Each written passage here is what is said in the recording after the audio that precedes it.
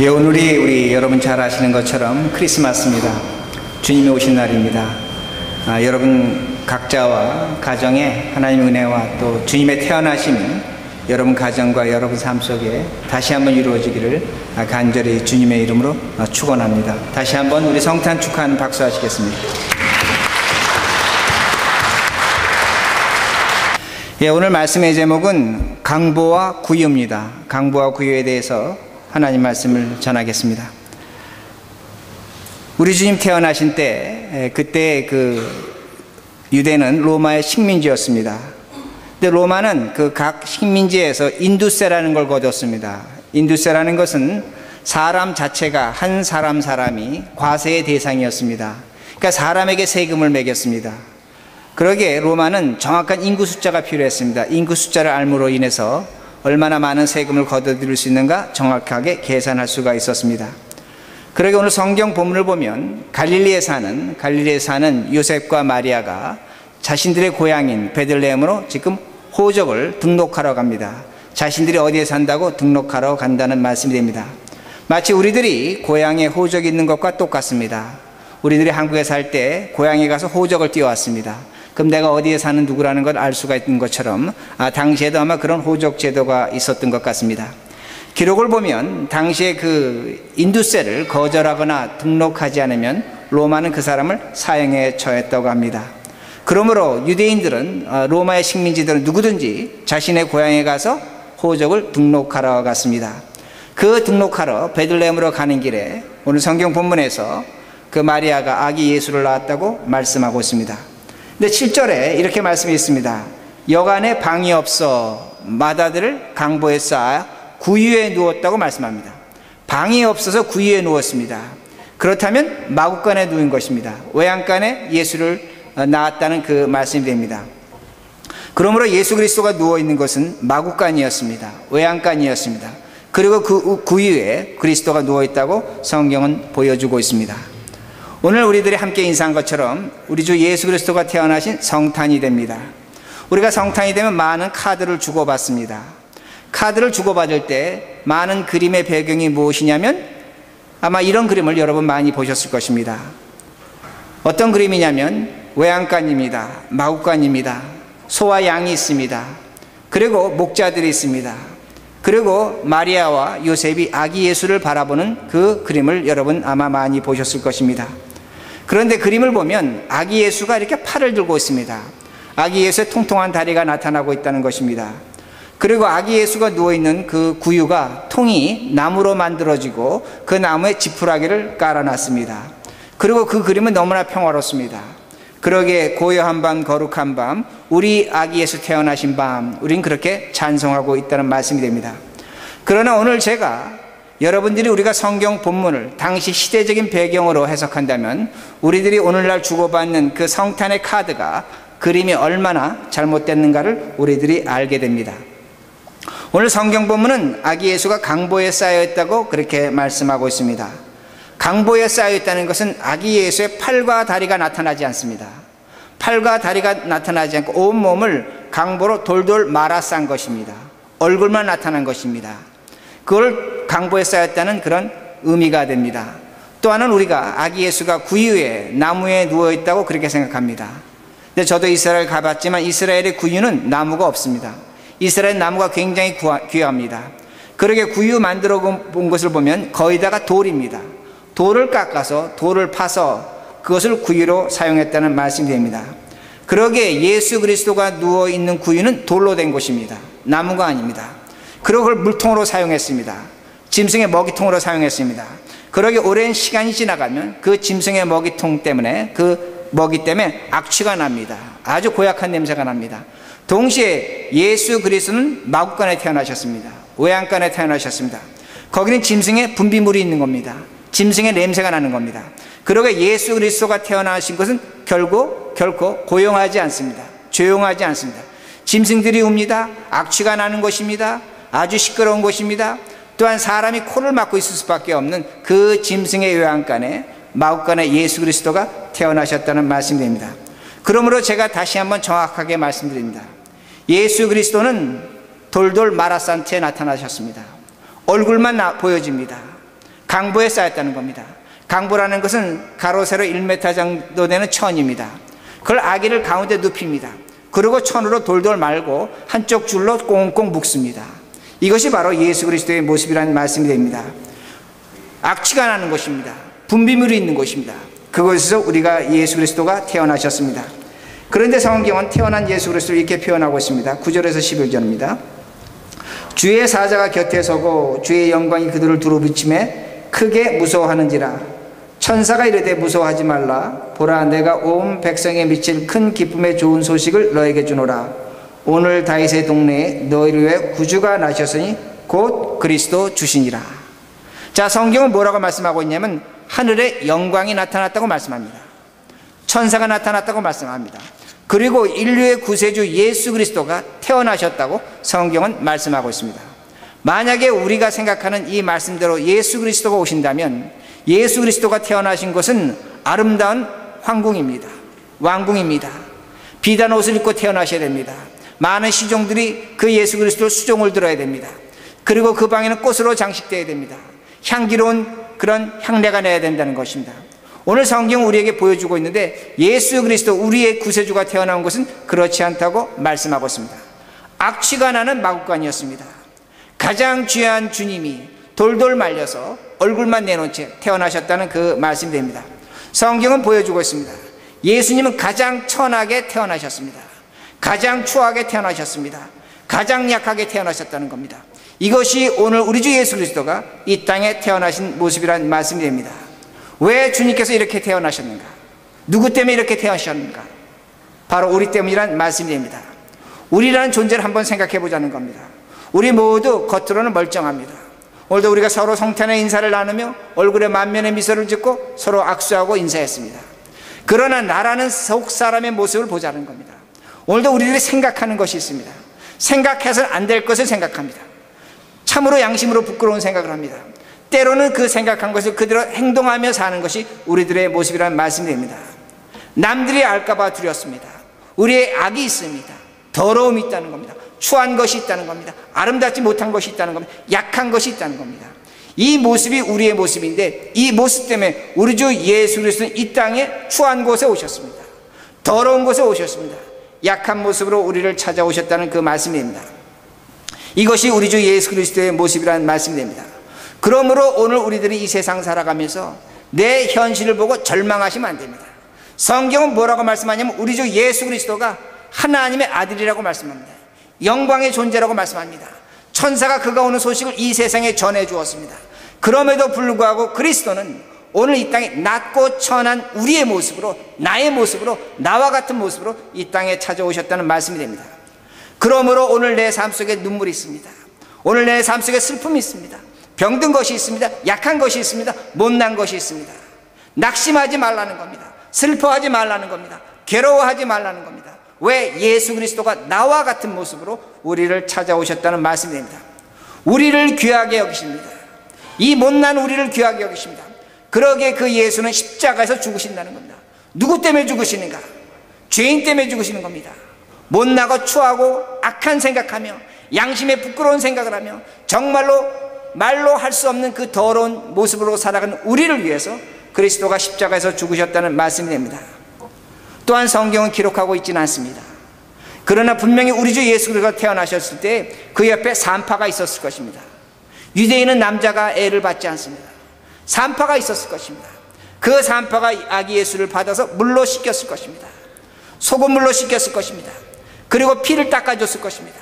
그리고 그 몸에 올리브유를 발려줬을 것입니다. 그리고 강보에 돌돌 말아 쌌다는 그 말씀이 됩니다. 그러기에 아기 예수는 태어나자마자 제가 좀 전에 설명드린 것처럼 강보에 쌓여 있다는 말씀이 됩니다. 옴짝달싹하지 못합니다. 그러기에 유대인들은 아기를 벌거벗어 키우지 않습니다. 왜? 그럼 우리 주님께서 그렇게 강보에 쌓여 있는가? 다른 것이 아닙니다. 유대인들은 아기를 키울 때 그 강보에 쌓여서 40일 동안 키웁니다. 40일 동안 아기가 그 강보에 쌓으려고 무진 애를 씁니다. 고통스럽습니다. 그럼에도 불구하고 그렇게 키우는 이유는 뭐냐면 그렇게 커야만 아기가 강해진다는 겁니다.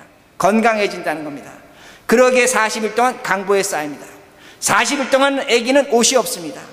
아기의 옷은 오로지 하나입니다. 그 강보가 에게 오시란 그 말씀이 됩니다. 그러게 12절에 이렇게 말씀이 있습니다. 너희가 가서 강보에 쌓여 구유에 누워있는 아기를 보리니 이것이 너에게 표적이니라. 성경이 이상합니다. 예수 그리스도가 태어나셨는데 강보에 쌓여 있다는 겁니다. 구유에 누워 있다는 겁니다. 이것이 너에게 메시아가 오신, 아기 예수가 오신 표적이라고 그렇게 말씀하고 있습니다. 왜 아기 예수가 강보에 쌓여 있는가? 무엇 때문에 성경은 이것을 우리에게 말씀하고 있는가? 왜 강보를 강조하고 있는가입니다. 다른 이유가 아닙니다. 우리 모두가 과거에 강보에 쌓여 있지를 못했다는 겁니다. 우리는 강보에 쌓여 있지 못했다는 겁니다. 그러기 오늘 제가 읽어드린 에스겔서 16장 4절에서 5절을 다시 이렇게 읽어드리겠습니다. 내가 난 것을 말하건대 내가 날 때 내 배꼽의 줄을 자르지 아니하였고 너를 물로 씻어 정결하게 하지도 아니하였고 내게 소금을 뿌리지도 아니하였고 너를 강보로 싸지도 아니하였나니 아무도 너를 돌보아 이 중에 한 가지라도 내게 행하여 너를 불쌍히 여긴 자가 없었으므로 내가 나던 날에 내 몸이 천하게 여겨져 내가 들에 버려졌느니라. 성경은 말씀하고 있습니다. 우리들이 강보에 쌓이지 못했다는 겁니다. 태어나긴 태어났지만 탯줄을 자르지도 못했습니다. 그저 들밖에 버려졌다는 겁니다. 핏덩어리였다는 겁니다. 누구도 소금을 뿌려주지 않았고 누구도 씻어주지도 않았고 누구도 기름을 발라주지 않은 우리였다는 겁니다. 이것이 우리의 모습이란 말씀입니다. 우리는 죄인이라고 성경은 우리에게 분명히 말씀하고 있습니다. 그러나 하나님이 우리 곁을 지나가시면서 그 핏덩어리 같은 울고 있는 아기, 발버둥치고 있는 그 아기를 우리를 버려두지 않으셨다고 말씀합니다. 그것을 주님께서, 우리 하나님께서 찾아와 만나 주셨다는 말씀이 됩니다. 제가 어떤 분을 한 분을 알고 있습니다. 그분이 저에게 찾아와서 이런저런 얘기를 합니다. 근데 이상하게 그분은 자신의 부모를 얘기할 때마다 흥분을 합니다. 저하고 멀쩡하게 얘기 잘하다가 엄마 아버지가 얘기하는 태도가 돌변합니다. 그가 저에게 이렇게 얘기합니다. 자신의 부모가 자신에게 아무것도 해준 것이 없다는 겁니다. 부모가 너무나 원망스럽다는 겁니다. 부모 때문에 자신의 인생은 망했다는 겁니다. 너무나 힘이 들다고 그가 그렇게 저에게 말합니다. 그러게 제가 그에게 그렇게 말해 주었습니다. 당신이 핏덩이였을 때 누가 당신의 똥기저귀를 갈아줬습니까? 누가 당신에게 먹을 걸 줬습니까? 누가 당신을 입혀줬습니까? 누가 당신을 씻겨주었습니까? 당신이 부모의 사랑이 없었다면 지금 존재하겠습니까? 사랑이 무엇인가입니다. 내가 알고 깨닫는 것이 사랑입니까? 그렇지 않습니다. 사랑이라는 것은 내가 모를 때 찾아오는 것이 진정한 사랑이라는 그 말씀이 됩니다. 오늘도 우리는 사랑해야 될 사람이 나를 사랑하지 않는다고 원망하고 있습니다. 그 사랑을 의심하고 있다는 겁니다. 그 사람이 나를 배신하고 있다고 그렇게 말합니다. 그러나 우리 조상들이 말해 주었습니다. 부모의 사랑은 그 부모를 산에 묻을 때 알게 된다고 말합니다. 부모의 은혜는 그 부모를 산에 묻고 내려올 때 알게 된다고 말합니다. 무엇을 의미하는가입니다. 진정한 사랑은 모르는 것입니다. 진정한 사랑은 고통스러운 것입니다. 진정한 사랑은 슬픈 것이라는 겁니다. 그러기에 오늘도 우리가 잘못된 사랑을 찾고 있다는 겁니다. 오늘도 하나님께서 우리를 사랑하십니다. 문제는 뭐냐면 우리의 욕심이 하나님의 사랑을 보지를 못합니다. 오늘도 우리의 생각과 우리의 뜻으로 이 세상 살아가기에 하나님의 사랑이 우리 눈에 나타나지 않는다는 겁니다. 그러기에 오늘도 우리는 하나님의 사랑이 없다고 원망하며 살아가고 있다는 그 말씀이 됩니다. 오늘도 우리의 욕심이 하나님의 사랑을 보지 못하게 합니다. 오늘도 우리의 잘못된 삶의 태도가 주변 사람이 나를 사랑하고 있음에도 불구하고 그 사랑을 알지 못하고 있다는 말씀이 됩니다. 그러기에 에스겔서 다시 한번 이렇게 6절에서 9절에 말씀합니다. 내가 내 곁으로 지나갈 때에 내가 피투성이가 되어 발짓하는 것을 보고 내게 이르기를 너는 피투성이라도 살아있으라. 다시 이르기를 너는 피투성이라도 살아있으리라고. 내가 너를 들에 풀같이 많게 하였나니 너가 크게 자라고 심히 아름다우며 유방이 뚜렷하고 내 머리털이 자랐으나 내가 여전히 벌거벗은 알몸이더라. 내가 내 곁으로 지나가며 보니 내 때가 사랑할 만한 때라. 내 옷으로 너를 벌거벗은 것을 가리고 내 옷으로 너를 덮어 벌거벗은 것을 가리고 내게 맹세하고 언약하여 너를 내게 속하게 하였나니 나 주 여호와의 말이니라. 내가 물로 너를 씻어 없애고 내게 기름을 바르고. 성경은 말씀합니다. 우리 하나님께서 핏덩어리 된 우리를 씻어 주셨습니다. 피를 씻겨 주셨습니다. 소금을 발라 주셨습니다.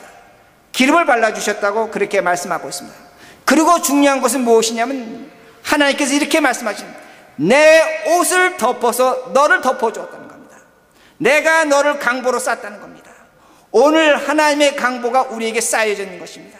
하나님의 은혜와 사랑이 우리를 덮어주고 있다는 겁니다. 이것이 성경이 우리에게 분명히 주는 말씀입니다. 믿으시기 바랍니다. 오늘도 우리는 이 세상 살아가면서 하나님의 사랑이 어디 있습니까? 맞습니다. 하나님의 사랑이 없는 것 같습니다. 여기 애기들이 있습니다. 애기들에게 강보를 쌓여줬지만 저 애기들이 강보에 쌓인 걸 아는가입니다. 모른다는 겁니다. 똑같은 원리입니다. 하나님은 오늘도 우리를 강보에 싸고 계십니다. 버려져 인생, 죽어야 될 인생, 누구도 인정하지 않는 우리를 하나님은 사랑의 옷으로 우리를 덮어주고 있다고 성경은 말씀하고 있습니다. 그러기에 확신하시기 바랍니다. 오늘도 우리들이 옷고 입는 옷으로 내 자신을 확인합니다. 그렇지 않다는 겁니다. 우리 모두 하나님의 강보로 쌓여져 있다는 말씀이 됩니다. 라틴어 속담에 옷이 사람을 만든다고 합니다. 우리 속담에도 이런 것이 있습니다. 옷이 날개라고 합니다. 맞습니다. 옷이 중요합니다. 근데 옷을 입으면 할로 이펙트라는 것이 있습니다. 후광 효과라는 것이 있습니다. 군인이 군복을 입고 있으면 믿음직스러워 보입니다. 우리가 경찰을 보면 경직합니다. 왜 우리가 경직합니까? 그 경찰복을 입으면 우린 괜히 두려워한다는 겁니다. 여기 의사 선생님들이 있습니다. 의사가 가운을 입습니다. 신뢰합니다. 믿을만 합니다. 제가 설교할 때 이 가운을 입습니다. 왜 이것을 입고 있습니까? 할로 이펙트입니다. 여러분들이 이런 옷을 입는 것을 보고 신뢰성을 갖는 겁니다. 믿음을 갖는다는 그 말씀입니다. 그러나 외형적인 것이 중요하지만 너무나 외형적인 것을 치중할 때 오히려 실수했다는 겁니다. 외형적인 것이 중요합니다. 우리가 모두 하나님의 옷을 입고 있습니다. 정말로 우리들이 하나님의 옷을 입고 있다면 하나님의 옷 입은 사람 다워야 된다는 그 말씀입니다. 오늘 우리의 삶이 하나님의 모습이 있어야 된다는 겁니다. 세상 사람들이 나를 보고 하나님의 옷 입은 사람이라고 인정해 줘야 된다는 겁니다. 오늘 우리 삶에 인격의 변화가 있어야 된다는 그 말씀입니다. 왜 이것이 우리에게 있어야 되는가입니다. 왜 예수 믿으면서 하나님 옷 입고 구원받으면 그만이지 왜 옷을 입었는데 우리가 이렇게 변화된 삶을 살아야 되는가입니다. 다른 것이 아닙니다. 강보에 쌓여 있기 때문입니다. 유대인의 아기들은 강보에 쌓여서 40일 동안 고생합니다. 빠져나오려고 무진 애를 쓴다는 겁니다. 우리 주 예수 그리스도 이 땅에 오셔서 강보에 쌓이셨습니다. 주님이 쌓인 강보는 십자가였습니다. 그 십자가의 고통을 지나가셨다는 겁니다. 그 고통으로 부활하셨다는 겁니다. 그리고 빌립보서 2장 6절에서 8절에 이렇게 말씀합니다. 아기 예수는 하나님의 본체십니다. 하나님과 동등할 것입니다. 그러나 동등할 걸 취할 것으로 여기지 않으려고 사람이 되셨습니다. 그리고 종이 되셨습니다. 그리고 십자가에서 죽기까지 순종하셨다고 성경은 우리에게 말씀하고 있습니다. 그러므로 주님이 강보에 쌓이셨습니다. 우리 모두가 강보에 쌓여야 된다는 겁니다. 여러분도 강보에 쌓여야 됩니다. 답답하고 힘들지만 어렵지만 나의 십자가를 지고 살아가는 그 모습이 있어야 된다는 겁니다. 그 40일 지나는 것이 힘들지만 그 40일 통해서 건강해지는 겁니다. 강건해지는 겁니다. 오늘도 예수 믿는 사람들이 구원은 받았습니다. 강보에 쌓이기를 원치 않습니다. 답답해합니다. 주님의 말씀대로 사는 걸 힘들어합니다. 그러나 이것이 우리에게 유익이라는 겁니다. 왜? 아기가 40일 동안 강보에 쌓여있다가 40일이 지난 다음에 아기가 자신의 옷을 입는다는 겁니다. 그러므로 오늘 우리들의 신앙 속에 무엇이 있어야 되는가 합니다. 여러분의 변화가 있어야 되는 겁니다. 내 자신의 낮아짐이 있어야 된다는 겁니다. 겸손함이 있어야 된다는 그 말씀입니다. 나도 이제는 종이 되어서 다른 사람에게 기름을 발라줘야 됩니다. 다른 사람을 씻어줘야 됩니다. 다른 사람을 강보로 싸줄 줄 알아야 된다는 그 모습이 됩니다. 이것이 오늘 우리에게 요구되는 삶이란 말씀이 됩니다. 그러게 성탄이 무엇입니까? 아기 예수가 누굽니까? 그가 내 안에 태어났기 때문에 내가 오늘 새롭게 태어난다는 그 말씀이 됩니다. 그러므로 여러분의 강보가 필요한 사람이 누가 있습니까? 오늘 여러분의 강보가 필요한 사람이 있다는 겁니다. 여러분이 싸매줄 사람이 있다는 겁니다. 여러분의 아내입니다. 여러분의 남편입니다. 여러분의 자식입니다. 그들이 여러분의 강보가 필요하다는 겁니다. 남편은 아내를 볼 때 이렇게 얘기합니다. 저 사람 집에서 그냥 애나 키우고 있는데 무슨 걱정이 있으래요? 그렇지 않습니다. 남 모르는 아픔과 슬픔을 갖고 살아가는 겁니다. 남편은 밖에 나가서 일합니다. 아내가 볼 때 남편은 그저 직장 잘 다니고 건강한 것 같습니다. 그만큼 스트레스가 있는 겁니다. 고민이 있는 겁니다. 우리 자녀들이 여기서 크고 학교 다니고 있습니다. 직장 생활하고 있습니다. 엄청난 스트레스가 있는 겁니다. 여러분의 강보가 필요한 겁니다. 여러분이 그들을 쌓아주셔야 됩니다. 은혜를 베풀어 주셔야 된다는 겁니다. 이것이 성탄의 삶이란 그 말씀이 됩니다. 그러기에 오늘도 우리 가운데 강보가 필요한 분이 있다는 겁니다. 아기 예수의 태어나심을 축하하고 기뻐한다면 오늘 우리는 우리의 강보를 내 주변 사람들에게, 내 옆에 사람들에게 같이 덮어줘야 된다는 그 말씀이 됩니다. 그리고 7절 말씀에 보면 강보에 쌓여 구유에 누워있다고 말합니다. 12절에는 강보에 쌓여 구유에 누인 아기를 본다고 말씀합니다. 아기가 강보에 쌓여있는데 어디에 누워있습니까? 구유에 누워있습니다. 제가 말씀드린 것처럼 구유는 추한 곳입니다. 악취가 나는 곳입니다. 돌입니다. 딱딱합니다. 결코 편안하지 않습니다. 누울 수도 없는 곳이라는 겁니다. 거기에 예수 그리스도가 계십니다. 오늘 우리의 구유는 어디입니까? 여러분에게도 구유가 있다는 겁니다. 우리에게도 구유가 있다는 말씀이 됩니다. 오늘도 우리가 인생 살아오면서 인생에 죄가 있습니다. 내 안에 상처가 있습니다. 남들에게 말할 수 없는 그 아픔을 갖고 살아갑니다. 인간은 누구든지 이걸 갖고 있습니다. 추한 것이 있습니다. 더러운 것이 있습니다. 감추고 싶은 것이 있습니다. 부끄러운 것이 있다는 겁니다. 이것이 우리의 구유라는 겁니다. 그 구유가 그대로 있는가? 우리에게는 그 구유에 누가 누워있나? 예수 그리스도가 누워있다고 성경은 우리에게 분명히 말씀하고 있습니다. 여기 부부관계 어려움을 겪고 있는 분들이 있습니다. 그 부부관계 어려움 속에 그리스도가 계십니다. 오늘도 나의 시기와 질투와 욕망과 거짓 속에 예수 그리스도가 계신다는 겁니다. 나의 선하고 착하고 아름다운 곳에 예수 그리스도가 계신 것이 아니라 구유 같은 인생, 썩어지고 악취나고 세상 사람들이 돌아보지 않는 그곳에 우리 아기 예수가 누워있다고 성경 우리에게 분명히 보여주고 있습니다. 그러게 인생이 가난한 사람이 있습니다. 행복한 사람이 있습니다. 배운 사람이 있습니다. 못 배운 사람이 있습니다. 잘난 사람이 있고 못난 사람이 있습니다. 중요하지 않습니다. 중요한 건 뭐냐면 오늘 악취나는 구유 같은 내 인생 속에 예수 그리스도가 계신다는 그 말씀이 됩니다. 그러게 그 구유에서 그리스도가 계시기에 거기서 구원이 시작되는 겁니다. 거기서 믿음이 시작되는 겁니다. 거기서 하나님의 말씀이 시작되는 겁니다. 거기서 은혜가 시작되는 겁니다. 거기서 우리에게 진리가 시작된다는 그 말씀이 됩니다. 그러게 말씀을 이렇게 드릴 수가 있습니다. 여러분 자신을 미워하지 마시기 바랍니다. 오늘날 많은 사람들이 우울증에 걸려 있습니다. 자기 자신을 미워합니다. 그러나 여러분이 미워하는 그 사람 속에 누가 있냐? 예수 그리스도가 있다는 겁니다. 주님은 여러분의 눈물 속에 계십니다. 여러분의 아픔 속에 계신다는 겁니다. 오늘도 많은 사람들이 스스로를 조롱합니다. 스스로를 비하합니다. 나 같은 놈이 뭘 할 수 있겠습니까? 내가 누구입니까? 나 별것 아닙니다. 그렇지 않다는 겁니다. 별것 아니고 나 같은 존재에 그리스도가 계신다는 그 말씀이 됩니다. 오늘도 많은 사람들이 스스로 자신을 죽입니다. 스스로를 죽여버립니다. 그러나 여러분의 원망 속에, 여러분의 절대적인 낙심 속에, 그 구유 같은 인생 속에 예수 그리스도가 계신다는 겁니다. 그러기에 여러분이 여러분 자신을 죽인다면 여러분이 죽는 것이 아닙니다. 예수 그리스도를 죽인다는 말씀입니다. 여러분 스스로가 여러분이 낙심한다면 여러분이 낙심하는 것이 아니라 그리스도를 낙심시킨다는 겁니다. 이것이 오늘 하나님의 말씀이 됩니다. 그러기에 다시 한번 말씀드립니다. 내 안에 악취나는 구유가 있습니다. 누구도 가까이 하지 않습니다.